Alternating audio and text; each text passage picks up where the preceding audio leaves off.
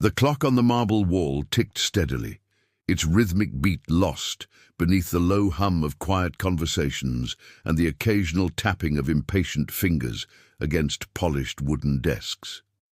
Inside, Harrington and Sons Bank, a place where power resided in crisp suits and confident strides, the scent of fresh brewed coffee blended with the faint traces of expensive cologne. The large glass windows stretched from floor to ceiling, allowing beams of golden afternoon light to streak across the pristine white tiles. But despite the inviting ambiance, there was an unmistakable weight in the air, one that did not come from the opulence of wealth, but from something far colder. At the far end of the waiting area, on a chair that seemed deliberately placed out of the way, sat into Daniel Carter. A man of quiet strength, his broad shoulders squared beneath a neatly pressed navy blue blazer, and his polished shoes rested firmly on the floor. He had been here for nearly 2 hours, his patience stretching. Thinner with each passing moment, his dark brown eyes scanned the room, watching as customer after customer walked in, had a brief word with the tellers, and was ushered toward the back offices without delay. White customers. Daniel exhaled slowly, shifting in his seat. He had seen this before, felt it before.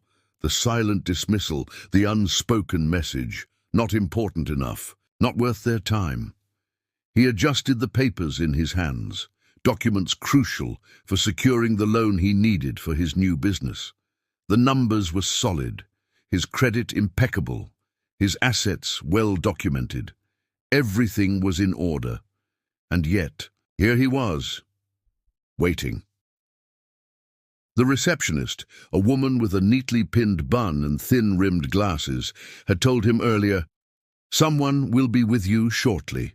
That had been 1 hour and 56 minutes ago.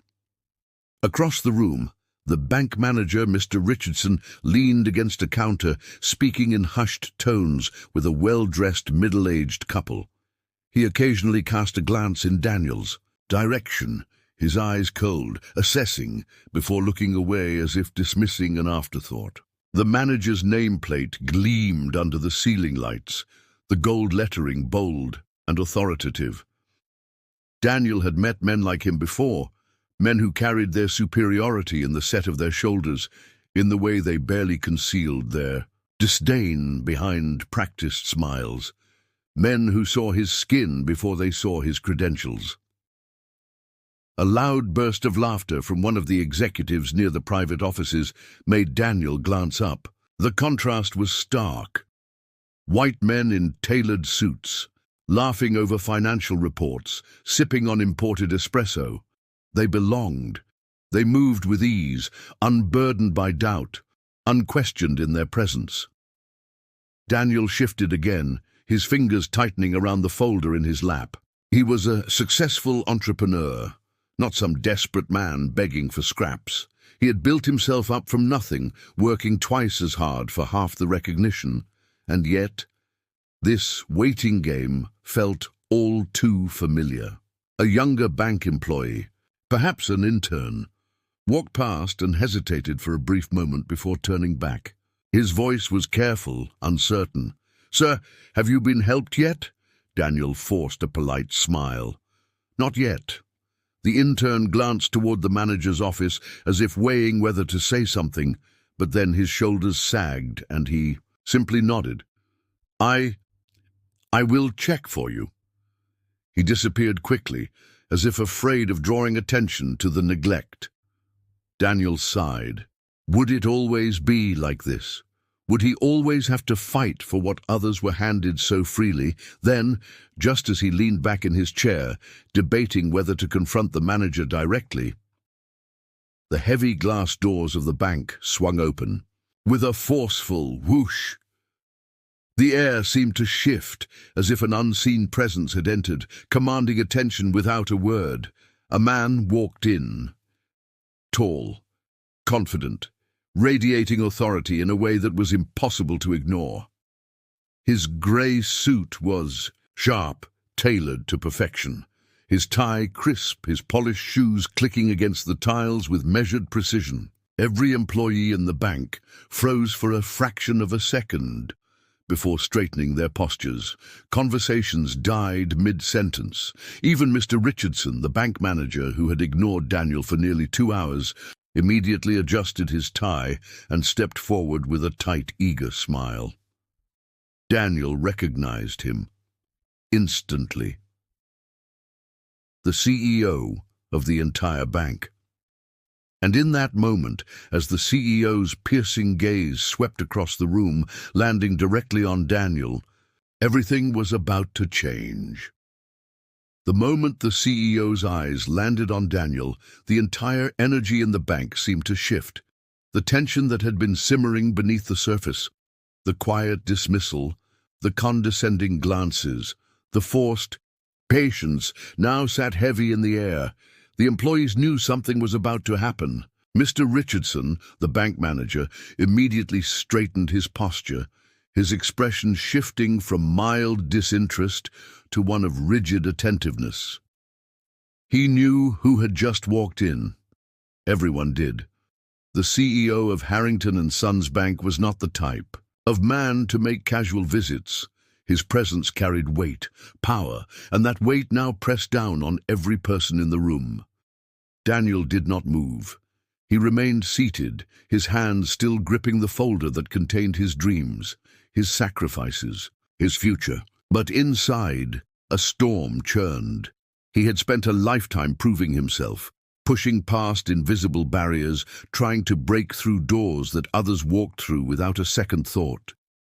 And yet, even now, even after all his achievements, he was still made to wait.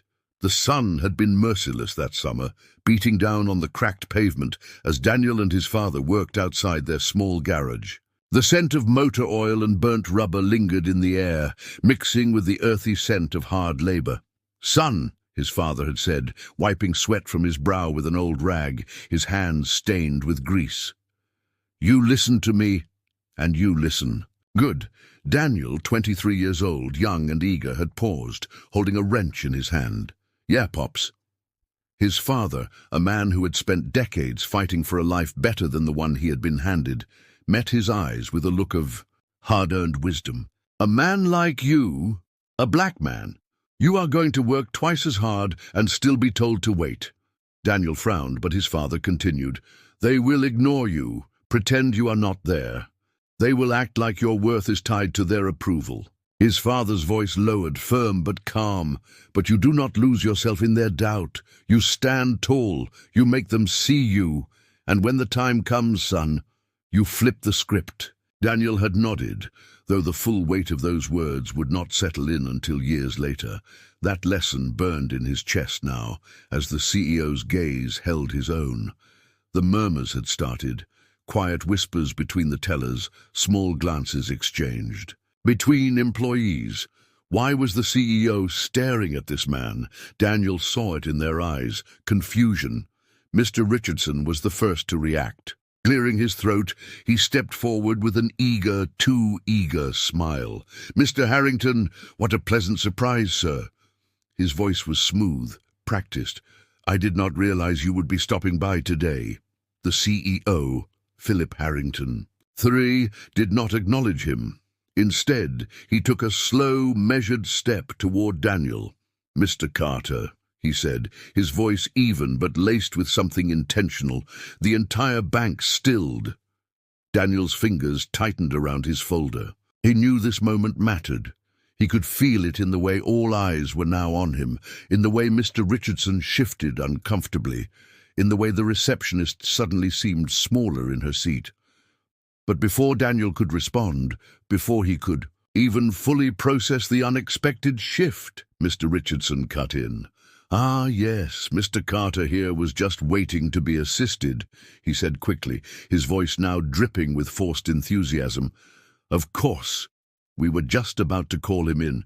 You know how busy things can get." Philip Harrington's head snapped toward the bank manager. 2 hours. The CEO's voice was quiet, controlled, dangerous. Richardson froze. Well, you know, sir, certain procedures..." Daniel saw the panic in his eyes, the scramble to justify, the backpedaling. The air had changed completely. Where Daniel had once been invisible, he was now the center of gravity in the room. Harrington turned back to Daniel. "Mr. Carter, would you follow me to my office?"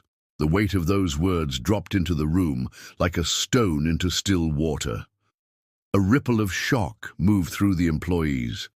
Daniel did not hesitate. He stood, adjusting his blazer before following the CEO. And as he walked past Mr. Richardson, he did not miss the way the bank manager's face had drained of color. But this was far from over. Philip Harrington's office was a stark contrast to the rest of the bank, sleek, modern, yet understated. The city skyline stretched across the floor-to-ceiling windows behind his desk, a reminder of the world that, if you had access to. The CEO gestured for Daniel to sit before lowering himself into the large leather chair behind his desk. For a moment, neither spoke. Then Philip leaned forward, folding his hands. His blue-grey eyes, sharp and calculating, studied Daniel with a look that seemed to know more than he was letting on. "I assume you know why I called you in here," the CEO said finally. Daniel met his gaze steadily. "I have an idea." A flicker of something resembling respect crossed Philip's face. "I have been following your work, Mr. Carter." Daniel's eyebrows lifted slightly, though he said nothing. "Your business model is solid," Philip continued, tapping his fingers against the polished wood. "Your financials are strong. You should not have had to wait 2 hours for an appointment that should have been processed in minutes." Daniel inhaled deeply, keeping his voice level. "And yet, I did." Slow nod. "Yes, and that is why I want to make something very clear." Philip leaned back slightly. "You were not ignored because of your business. You were ignored because of who you are. And that is unacceptable." The honesty in his words caught Daniel off guard. No sugarcoating, no excuses. Just the truth. He had spent years hearing empty words, polite apologies, corporate nonsense, justifications disguised as professionalism. But Philip's directness was different. Still, Daniel did not relax. Not yet. "I am listening," he said. Philip studied him for another beat before he spoke again. "I have been considering new partnerships for our business loan program," he said carefully. "And I think you and I need to talk about something much bigger than just a loan." Daniel's pulse quickened, but he kept his expression neutral. This conversation had taken an unexpected turn, and now a new question loomed in the air. What exactly did Philip Harrington want from him? Daniel watched the CEO carefully, weighing every word, every pause. Something about this moment felt bigger than just an overdue meeting or an apology wrapped in corporate formalities. There was an underlying tension, a sense that whatever was about to be discussed mattered. Philip Harrington III sat back in his chair, studying Daniel with an unreadable expression. "I want to be direct with you," he said, voice measured. "This bank has been operating in a certain way for a long time. A way that I am no longer willing to tolerate." Daniel's jaw tightened. "Meaning?" Philip exhaled, clasping his hands together. "Meaning that what happened to you out there today was not just an oversight. It was deliberate, it was systemic, and it is not the first time." Daniel leaned forward slightly. "And what exactly do you want me to do about that?" A flicker of something crossed Philip's face, perhaps approval, perhaps curiosity. "That depends. Are you willing to fight for something bigger than just your business?" The question lingered, heavier than Daniel expected.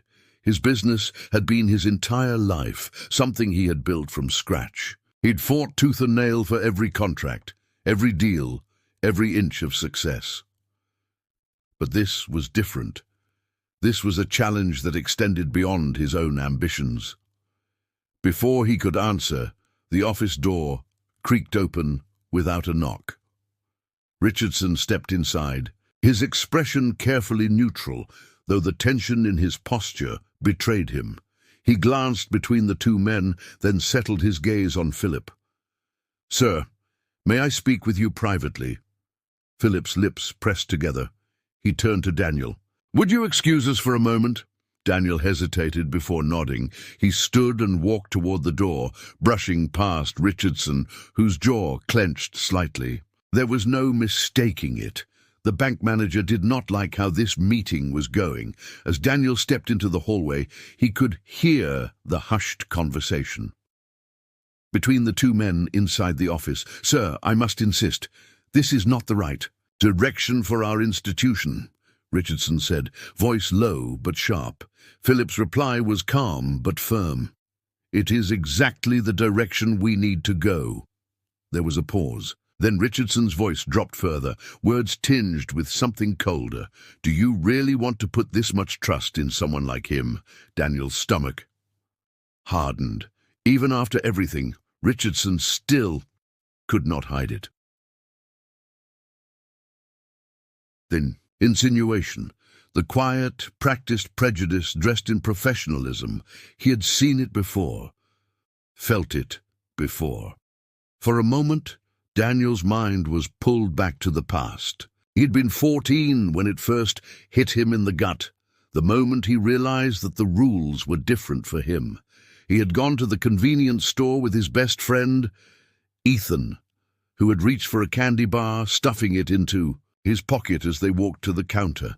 Ethan, a blonde-haired, blue-eyed boy, had laughed it off when the clerk saw him. "Come on, buddy, just pay for it next time," the man had said with a wink, when Daniel had done nothing, just stood beside Ethan, hands in his pockets. The clerk's eyes had turned hard. His voice had changed. "Let me see your hands," he had demanded. "What did you take?" Daniel had frozen, confusion clouding his mind. Ethan had laughed again. "He didn't take anything, man. Chill." But the clerk's stare never wavered. "Empty your pockets." That was when Daniel understood. It did not matter what was true. It only mattered what they thought. He had gone home that day, sat at the kitchen table and asked his father why, and his father had looked at him with something heavy in his eyes. "Son, you are going to spend your life proving yourself to people who already made up their minds about you." Now, as he stood outside Philip Harrington's office, those words felt as real as they had back then. The door opened suddenly, and Richardson stormed out, brushing past Daniel without a word. Philip stood in the doorway, watching the bank manager's retreating form with an expression that suggested he had just won a battle, but not the war. Philip turned back to Daniel. "Come back inside."